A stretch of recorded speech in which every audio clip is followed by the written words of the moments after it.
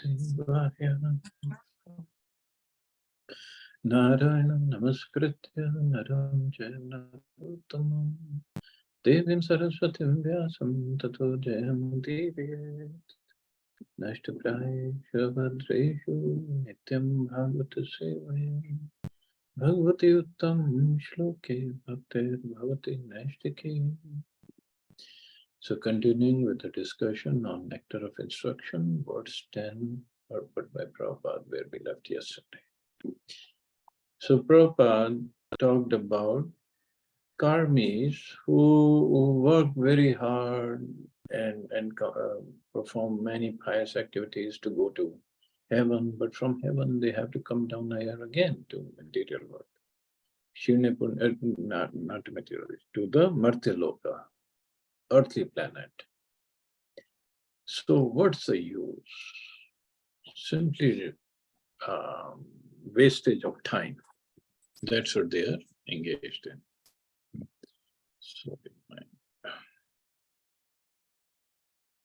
So Prabhupada further writes, one should therefore be eager to understand the science of the soul, which is called Atma Tattva.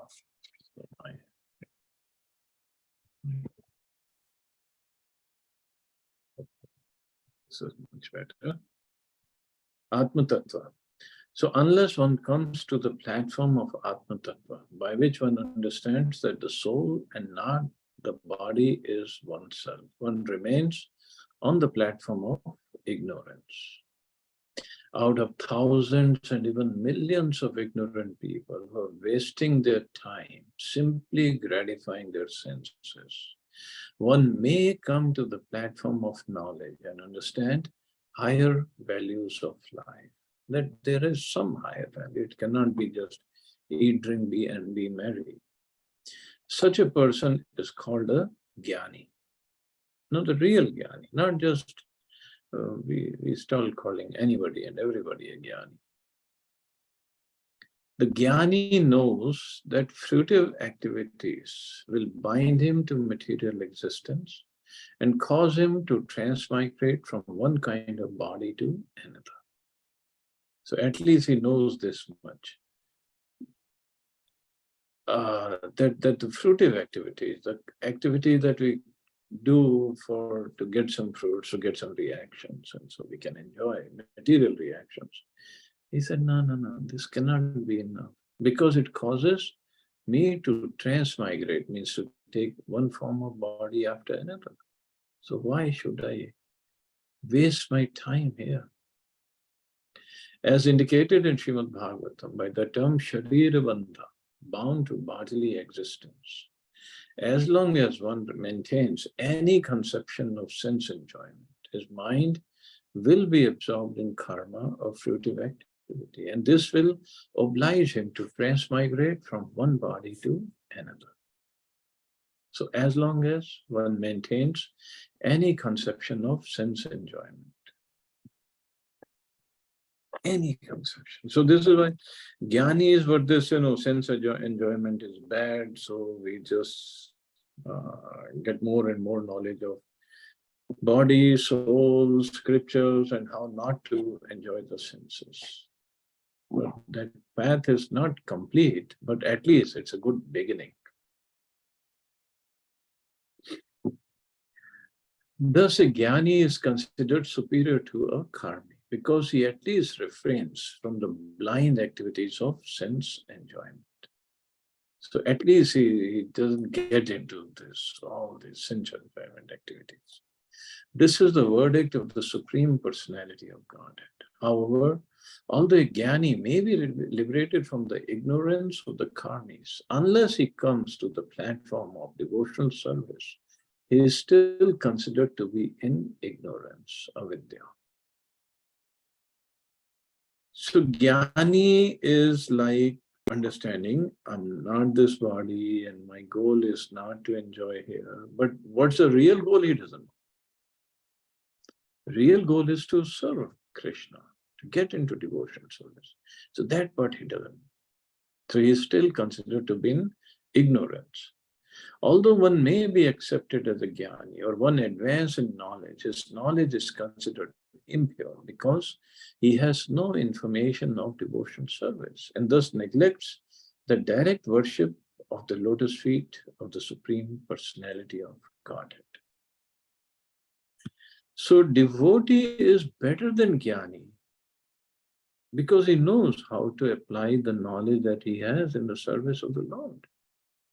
Of course, those who don't have understanding of devotion service, they say, well, devotees are only sentimental people. They don't know what they do. Gyan is a real thing. No, bhakti is a real thing. And the devotee has all the knowledge that is required to make progress in devotion service. When a jnani takes to devotional service, it rapidly becomes superior to an ordinary jnani. Such an advanced person is described as Jnana Vimukta Bhakti Param. How a Jnani takes to devotional service is mentioned in Bhagavad Gita, it's chapter 7, wherein Krishna says, Bahunam Janmana Mante Jnanavan Mam Prapadyate Vasudeva Sarvamiti Samahatma Suturlabha. After many births and deaths, he who is actually in knowledge surrenders unto me, knowing me to be the cause of all causes and all that is. Such a great soul is very rare. So Mahatma Suturnapa. So after many, many births and deaths, the Jnani surrenders unto me. Means then he becomes a devotee. Actually, a person is wise when he surrenders unto the lotus feet of Krishna, but such a Mahatma, great soul, is very rare. After taking to devotion service, under the regulative principles, a person may come to the platform of spontaneous love of Godhead, following in the footsteps of great devotees like Narad and Sanak and Sanatan. So, better than Karmi is Jnani. Of course, here in this verse, it doesn't talk about yogi, but in Bhagavad Gita, it is talking about yogi also. So, from Jnani, then when he comes in contact with devotees, then he takes up devotional service. So one who surrenders unto Krishna is very rare. Jnanis, after many, many lifetimes, they surrender unto Krishna. The Supreme Personality of Godhead then recognizes him to be superior. So,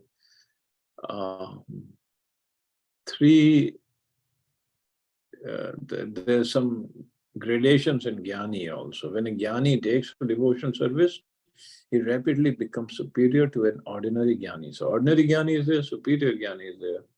So, and devotee. The devotees who have developed love of Godhead are certainly in an exalted position. So they could be devotees who are in the beginning stages, and then there were devotees who come to the platform of spontaneous love of Godhead. They are definitely there in exalted position. So these are so many tons and tons of living entities engaged in karmic activities, and out of them, some become jnani, get frustrated out of karma, understand the knowledge, I'm not this body, I'm spiritual, and try to get some more. But still, better than them is a devotee who come to, and then better than neophyte devotee is a devotee who comes to the spontaneous level of love of Godhead. How the jiva makes progress. And of all these devotees, now there's so many devotees, and of all these devotees, the gopis are recognized as superior because they do not know anything other than satisfying Krishna. Now in devotees also, there could be many gradations, right? We studied about Kanishta Adhikari, Madhyam Adhikari, Uttam Adhikari, and even in Uttam Adhikari, then he goes Vedi Bhakti, then Raganuga Sadhana Bhakti, then Bhav Bhakti, Prema Bhakti. Now at the level of Prema Bhakti also, now there can be many categories. Of course, Rupa Goswami only talks about up to Bhav Bhakti and Prema Bhakti, but in other books it further categorization or levels are mentioned. The gopis are considered as superior of all these because they do not know anything other than satisfying Krishna. not even themselves. They just want to serve Krishna, satisfying. Nor do the gopis expect any return from Krishna. That's what makes them even better. Indeed, sometimes Krishna puts them into extreme suffering by separating himself from them. Nonetheless, they cannot forget Krishna. When Krishna left Vrindavan for Mathura, the gopis became most dejected and spent the rest of their lives simply crying in separation from Krishna. This is why gopis' love is the highest. And we did study in Gopi Gita. They are saying we cannot even commit suicide. We cannot even die. Because you promise that you will come back, and when you come back and we are not here, it will give you lots of pain.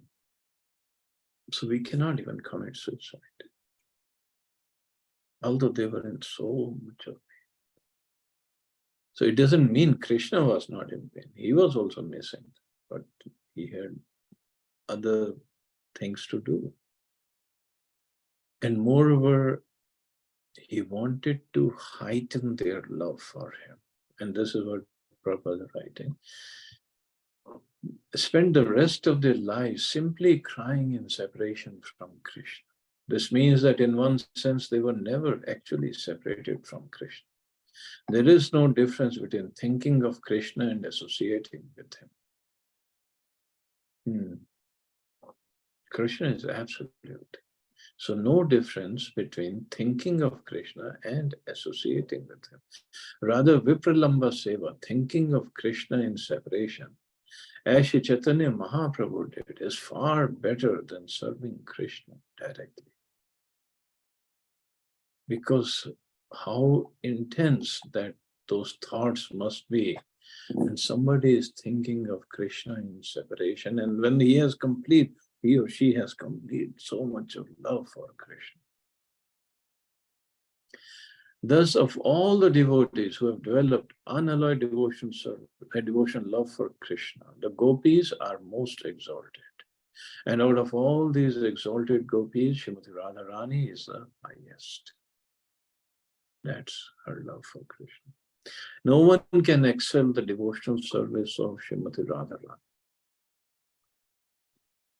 Indeed, even Krishna cannot understand the attitude of Srimati Radharani. Therefore, he took her position and appeared as Sri Chaitanya Mahaprabhu, just to understand her transcendental feelings.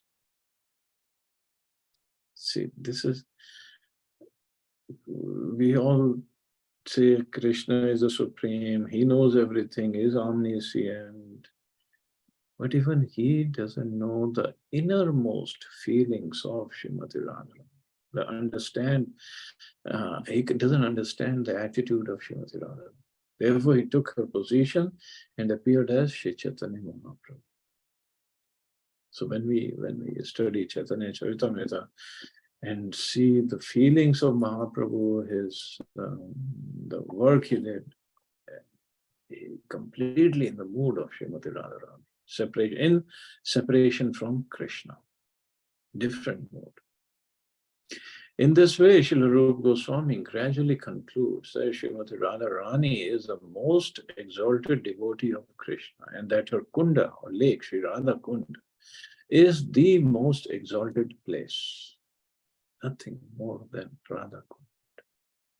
This is verified by a verse from the Padma Purana as quoted in the Laghu Bhagavatamrita and Chaitanya Charitamrita. Yatha Radha Priya Vishnus Tasya Kundam Priyam Tatha Sarva Gopishu Saiveka Vishnur Atyanta Vallabha. Just as Srimati Radharani is dear to the Supreme Lord Krishna, Vishnu, so her bathing place, Radhakund, is actually dear to Krishna. Among all the gopis, she alone stands supreme as the Lord's most beloved. The Lord's most beloved is Radharani, and so is her Kunda, Radhakund. Therefore, everyone interested in Krishna consciousness should ultimately take shelter of Radhakund and execute devotional service there throughout one's life. This is the conclusion of Rupa Goswami in the 10th verse of Updeshamrita. So of course, Prabhupada touched little bit about the position of Srimati Radharani. People in general, they just completely misunderstand Radharani's position. Completely. And they can understand a little bit about Krishna, but that also not totally. But Radharani, definitely not. And then when Krishna himself takes the mood of Radharani and appears as Sri Chaitanya Mahaprabhu, definitely it's very difficult to understand. Very, very difficult. All we can understand is, okay, by his mercy, just by chanting of holy names, one can get Krishna Prema. But to understand the mood of Chaitanya Mahaprabhu, very difficult. Because it's a mood of Radharani. And that's why people don't understand. Krishna is God, but he doesn't have any relationship with these devotees as God. The godly relationship is for Dwarka devotees, and maybe for some Mathura devotees, not for Vrindavan devotees. And that is where ordinary people, general people, they get confused. Who is Krishna? So by mercy of Prabhupada, through his books and the wonderful work that he has done, we are trying to understand Krishna and trying to serve him, trying to get our consciousness purified so we don't misunderstand his position and our position.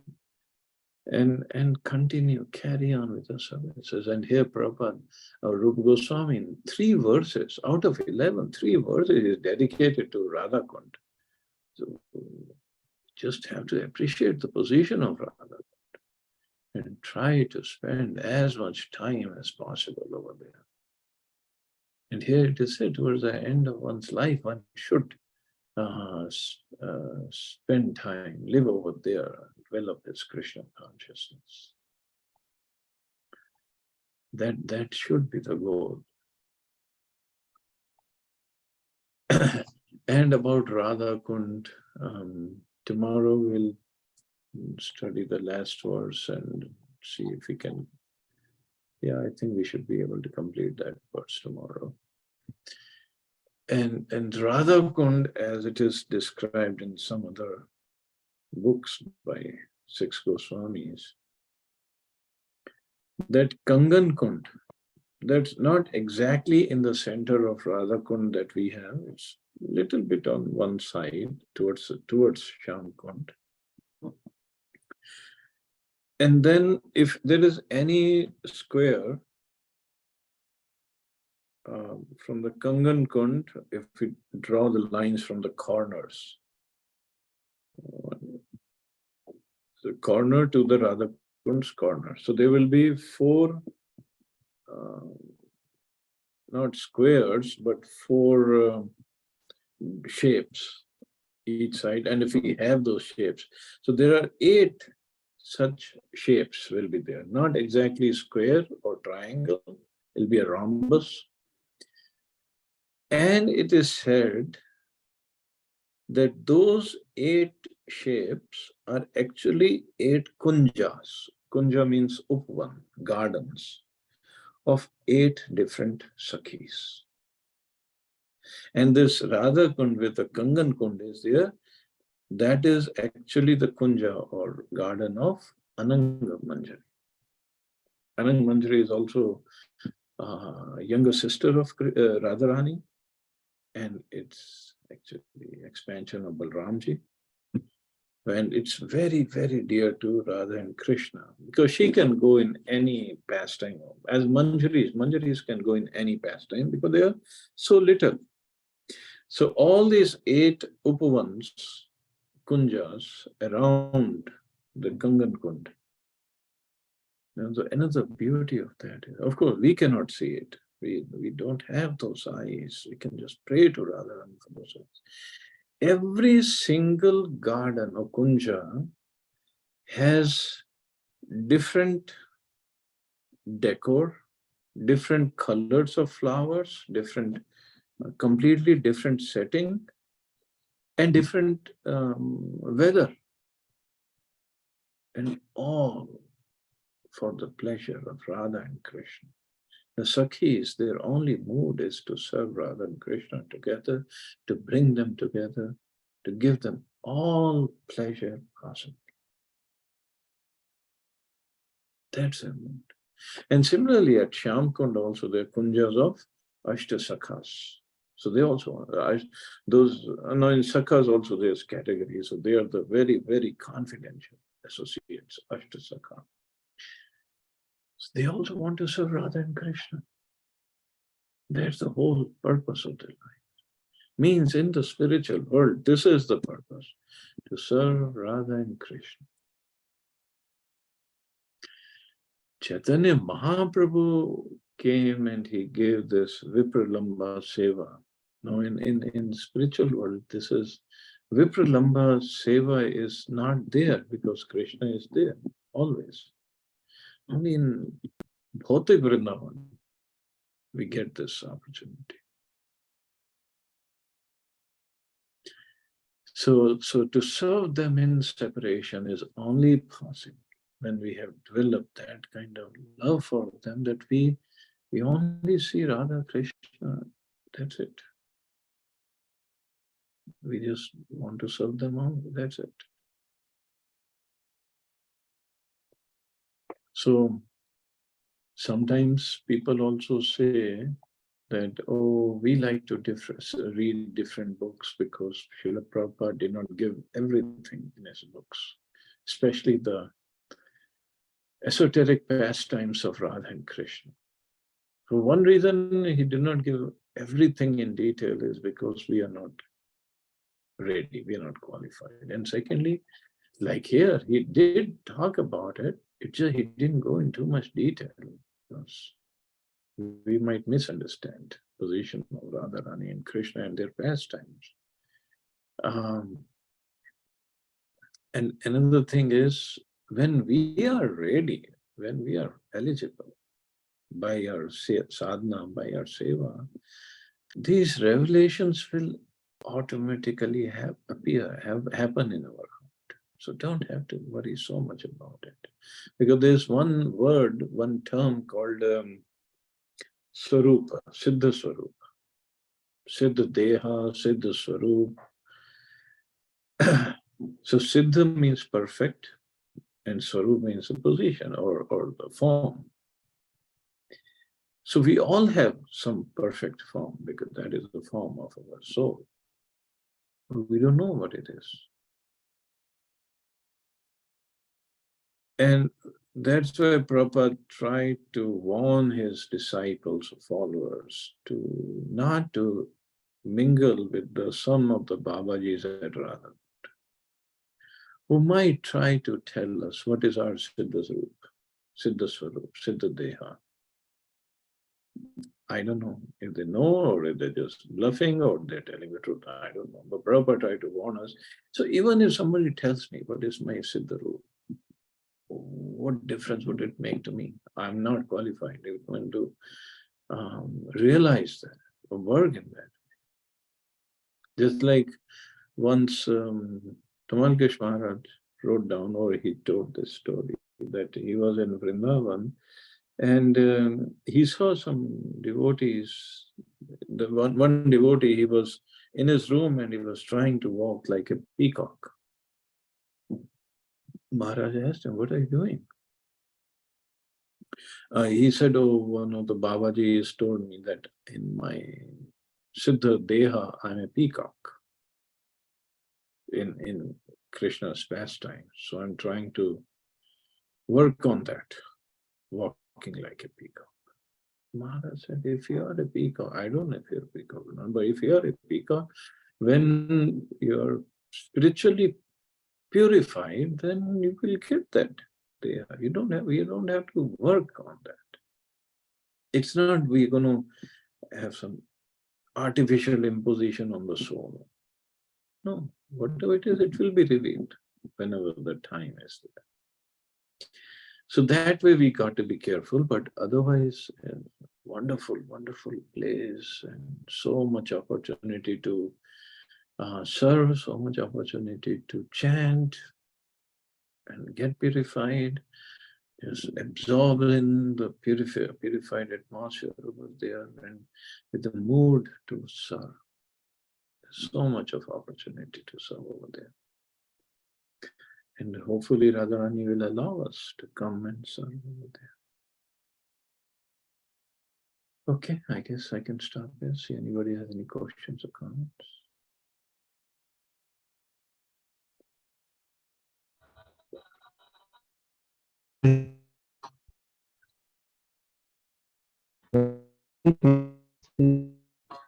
Hare Krishna. Prabhuji, you have to come to the right place. Cannot hear you.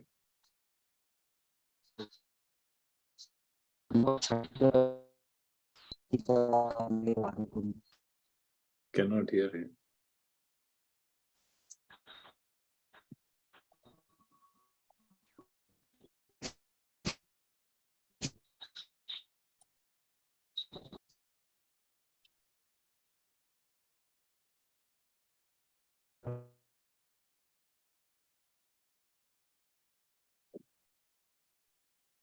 Hare Krishna, Prabhuji, I'll ask one question.